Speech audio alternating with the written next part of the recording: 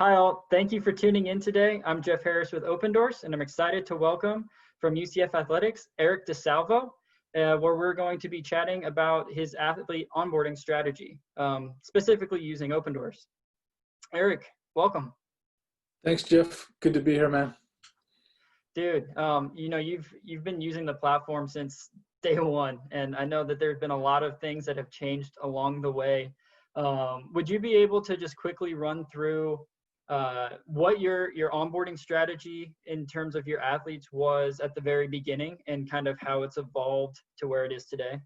Yeah, it was at the beginning, it was only alumni that I was onboarding, and I was trying to use those relationships that I had with the guys. And we're talking about the guys who were playing back in 2011, 12, 13, 14, and that time frame who were in the league. And so the spring game in 2016 was when we were official with you guys. And so I talked to a lot of them who came back because it was Scott Frost's first spring game at UCF, and we had a lot of guys back, and I used that opportunity. Right? What's that? The first Frost? No, that was the first game. This was the UCF Festival. And there you go. Yep. And so I talked to a bunch of the guys who were there, and was able to get a couple of them on board. And just told them, hey, this is an opportunity for me to send you some stuff for like Throwback Thursdays and some old highlights that would engage well with your fan base on Instagram and Twitter. And it was a lot harder, let's just put it that way, to get guys, the concept of onboarding onto something and hitting approve on stuff was weird, and agents were involved in that time. So I was trying to go the back door and just get with the athlete and get them on there. So it was not easy. Yeah, for sure. That's crazy to think back to those days. And then now, once you were able to start onboarding student athletes and stuff like that, is that where you think that this really kind of took off? Yeah, absolutely. I mean, how many times do people in my position get hit up for content from their student athletes? And so letting them know, like, hey, this is an opportunity to help build your profile, build up engagement on posts you put out there. I've got photos, I've got videos. I'll help you, with copy to make the biggest impact. And so, I would send them the link to open up, or I would just get their direct phone number, put it in there, and then they would get that text. And I would always tell them, like, hey, you're going to get a text from a 402 number, and it's going to have you sign up your Twitter. Once you get that taken care of, let me know, and then we'll move to the next step. So having that relationship with our student athletes is great. I usually hit them up through like Instagram if I didn't have their phone number at the time. And then once I would get their phone number, I would have that conversation about where they could expect a text from and kind of walk them through that process a little bit more. Yeah. And thinking back to how you guys did get started, I mean, you mentioned with the alumni, but it seems like over the entire course, you guys have kind of focused on a certain group of athletes and kind of got going that way rather than onboarding like an entire team or your entire athletic department at the same time. What do you think the benefits were of, starting slow and then, slowly building from there? Yeah, a lot of it also came down to when student athletes would have impactful plays on the court or something impactful in the community that we would get them involved, that we could help push content further through them. So we would get the household names onboarded as much as we could. And started with Shaquem Griffin, and then moved into some of the other seniors.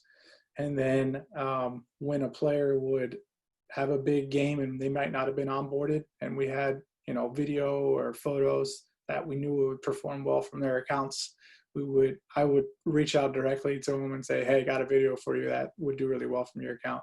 Or like a great example is when Daryl Mack was backing up McKenzie, and he had a 70-yard touchdown run in the first game of the 28th season in mop-up time. I could easily put that video out from our football account and just shout it out Daryl. But I was like, we got to get this to Daryl. Like, this is his first touchdown of his UCF career. And I know it's a proud moment for him and his family, and his teammates were obviously pretty excited for him. So I got him onboarded the morning after that game, and told him how it was going to happen. He was going to get a text message that all he had to do was either edit the caption or hit approve, and it was going to go onto his timeline right away. And then boom, like 60,000 views from a guy who only had like 1,200 followers. So Yep. You just, then they see the impact it has right away. They know that, like, okay, they're steering me in the right direction. Yep. And with that, is that still kind of the approach that you have today, where you use, content as the lure to get the athletes to sign up? Yeah, absolutely. And now that we've got the app and the folders and the strategy of having a full folder or a folder with some pieces of content to kind of lure them in, hey, got a bunch of photos and videos, wanted to share with you. Here's the link to download the Opendorse app, sign on in, and you're going to be able to push out those photos or videos or save them for later or whatever you want to do with them. They're there for you. And being able to do that on the fly has been great. A couple of our NFL guys who got picked up in free agency, like right after the draft, that was how we got their highlight video and like jersey swap graphics to them, was just putting them in their folders and then walking them through. Like they were already on Opendorse, but letting them know that there was an app and that they could download them or push them out directly from the app. And like the numbers that we saw when they took advantage, we wanted them to break that news, especially the ones who are on Twitter, because that's one of the biggest moments of their life is announcing that they've made it into the league. And so having them be able to have content. And also it's great when they reach out to you saying like, hey, Eric, I'm about to sign with this team. Can you help me? I'm like, yeah, thank you for reaching out to me preemptively so that we can get you the best stuff in your hands. Yep. Yeah, for sure. And have you seen, over the years, as you guys have had more and more examples of content that your student athletes and alumni are sharing, when you are talking to an athlete that isn't onboarded yet, have you seen that, showing that content really just eases any concerns that they have, or are there still athletes that have, a potential issue or a concern around, getting onboarded? Yeah, I haven't really dealt with many who have had a concern because, yeah, I'll be like, hey, look at this post that Otis put out. Like, this is the kind of stuff that we want to send you and make it easy for you to be able to put out. So letting them know that this is how their teammates have been sending stuff out like this of that caliber is usually a big enough draw to onboard themselves. Yep. And then, again, to jump back to using content to get them interested with the sports outside of football, is it something where it's that same, if it's more of a reactionary where if you capture something cool of an athlete, then you reach out to get them on, or will there be times where you will create content specifically to, help get them onboarded? Yeah, I think with the other sports, we're just trying to, we've got so many photos and then highlights will create themselves here and there. But if we can get them onboarded and let them know that like there's no need to go to our website and just like screenshot a photo that's not the highest res, like we got you. And so working with our communication staff, especially during this downtime away from the office, it's not really downtime, but you've got a little bit more flexibility. Being able to stress to them the importance of it and letting them, and I walk them through the app and showed them how you can create folders, how you can create rosters and be able to just fill up those folders and let them know that, hey, this is here for you. So they've been doing a good job of that. And there's always going to be moments where a highlight or something big is going to happen and we can still send that text message to them if they're busy with a bunch of stuff, and all they have to do is hit that approve button and you can end up on their timeline. Yep. Yeah. And it's definitely interesting seeing that balance of, when to use on demand, when to use the content suggestion, but they each definitely have their own purpose. And I know football specifically, a few of your guys have already started using on demand.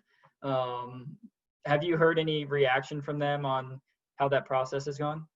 I haven't heard a reaction, but when you see it on your timeline and you see it's got the Opendorse tag on it, but then you also see it's got its own message that they took the time to create for a Throwback Thursday or whatever it may be, you're like, this is awesome. I didn't have to think of this one. So it's been good to see that, like, they understand, hey, all I got to do is type the message and hit send, and it'll go to my Twitter timeline or wherever they want to put it. Yep, cool. And then going back, switching from athletes to athletic directors, you guys were one of the first to get your athletic director, Danny White, onto your roster and began sharing content with him. And I believe he's definitely in the top 5 of just all Opendorse users in terms of content that had been published through the platform. So another victory for you. You don't need any more, but there's another victory. What has that process been like? Was it tough to get him bought into it? And then, like, what has his reaction been since you've been easily able to feed content his way? No, it was pretty easy, honestly. I remember doing it. I want to say it was 2017 when we got him on. I think we were on our way to a Charge On tour stop when we were making our, coaches tour stops around the state, and we were on a bus and we had time, and I was like, dang, I need to get you on Opendorse, man. It's just going to be a lot easier to send you stuff so that all you got to do is check it over and hit approve or edit the caption to whatever it may be if I don't do a good enough job sounding like you. So he was like, all right, how do I do it? And we were able to do it and haven't looked back since. And it's awesome to hear him go like, hey, yeah, just send it to me through Opendorse. Yep. And I'm like, all right. And so it's made those things a heck of a lot easier. I know on some of the days that we've had him be active on, like, National Student Athlete Day, for example, we sent him a couple of different pieces of content that he put out to help, and he, like, just shot me a text on my own, like great stuff today, man. And so look, he's in the AD. He doesn't have enough time to be able to go curate his own content and then put his thoughts together. It's already enough for me to do it for the football account and stuff. But I can only imagine, his schedule and everything. So that ability to just look down at your phone and hit approve. Same with Coach Hype. He's a power user of Opendorse because it just makes his life easy. There's a lot of content that makes sense coming from your head coach more so than from your football account, because he's going to reach different audiences than your football account will. So he's great about hitting approve, or if he's got a question, he'll give me a call or whatever it may be. So it definitely helps. Yeah, and that's something too.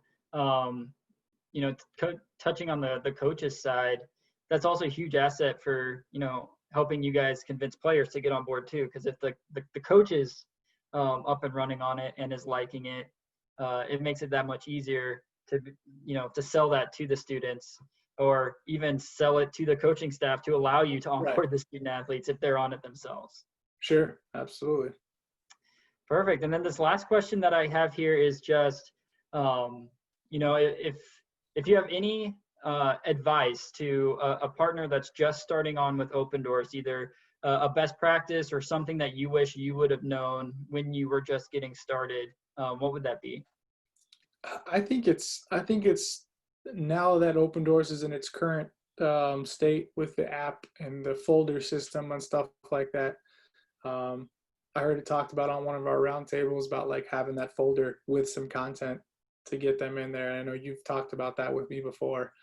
And I think just having that mindset of having those folders with some content so that they know this is where I go to get more, as well as just the mindset of, like, it can be tedious at first.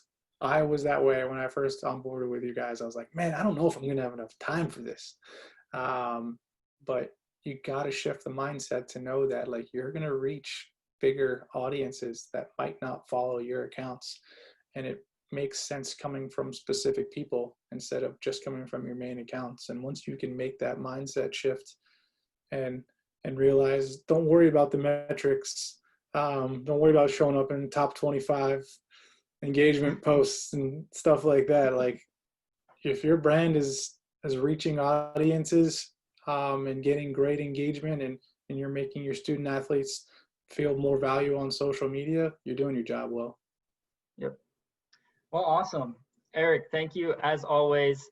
Like I said, you've been with us since day one, so you've been a huge help to us, and helping to share things that you've been doing and success stories. So thank you very much for that, and thank you for joining me today. Absolutely, Jeff. Take care, man. Yep. See ya.